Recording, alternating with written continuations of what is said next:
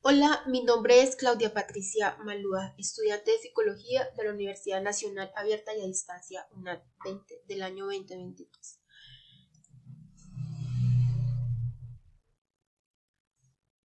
Bueno, vamos a hablar un poco sobre las bases psicofisiológicas de la emoción. La emoción es una alteración de ánimo del individuo, la cual afecta interna y externamente su bienestar en cuanto al contorno social, el temperamento y lo que tiene que ver con el proceso cognitivo. Bueno, entonces, en el contorno social, ¿qué tiene que ver la emoción?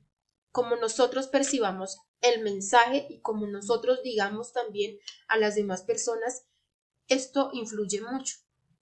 Podemos hacer que una persona se sienta triste, que tenga enojo, que sienta rabia, que sienta agresividad.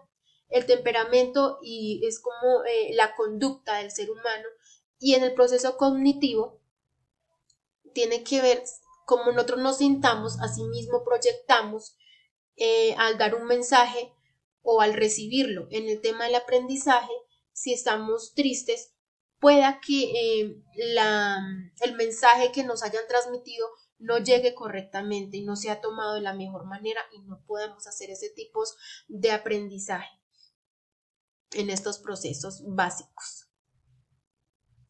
Aquí tenemos una imagen del cerebro emocional como el sistema límbico, que son nuestras partes internas que tienen que ver con la emoción. El sistema nervioso es el principal factor en la emoción, donde el sistema límbico y el sistema nervioso son influyentes mayores. La emoción, proceso psicofisiológico de gran importancia en el ser humano, ya que es una reacción orgánica que presenta un individuo, la cual reacciona a estímulos. Como decía, la emoción se refleja en tristeza, en agresión, en ansiedad. Todo esto es una reacción a estímulos, ¿no? De cómo nos traten o el mensaje que hayamos recibido o lo que la persona está viviendo. Entonces dice que surgen de manera involuntaria y rápida. Tu emoción te dan una noticia o tú ves algo involuntariamente, tú lo expresas, ¿sí? O lo dices o lo haces. Eso es una emoción, una reacción rápida. Sirve también como defensa y expresión donde la expresión facial indica, como lo decía, no en todas las personas reflejan cuando están tristes. A veces no todas, pero la mayoría de personas reflejan la tristeza en su rostro, en su mirada, o cuando están alegres, o cuando están aburridas, o cuando es enojo. Bueno, eh, importantes hormonas involucradas, la adrenalina y la noradrenalina, son hormonas o mensajeras de la excitación que indican al organismo cuándo generar los cambios fisiológicos relacionados con emociones.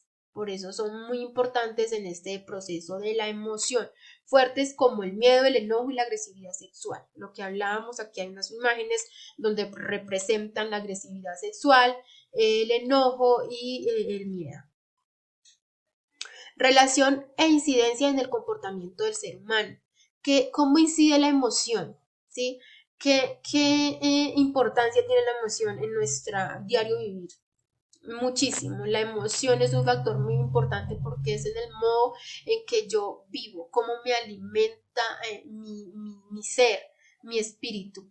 Si recibo un mensaje de buena manera, qué emoción yo transmito, cómo me emociono, cómo estoy transmitiendo mensaje a las personas, cómo estoy hablando, cómo me estoy expresando para no hacer sentir una emoción fuerte de agresividad, de enojo a otras personas, ¿sí?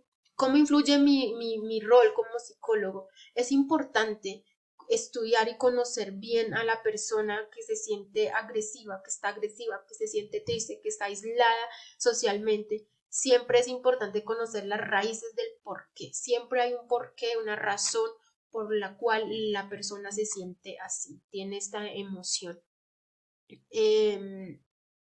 Un estudio de un importante psicólogo es Charter, donde dice que el estado emocional influye mucho en la alimentación. Cuando estamos aislados, aburridos, acudimos a alimentarnos. Una mayoría de casos se fomenta la obesidad. No en todos, pero se fomenta la obesidad cuando acudimos como a refugiarnos en el alimento.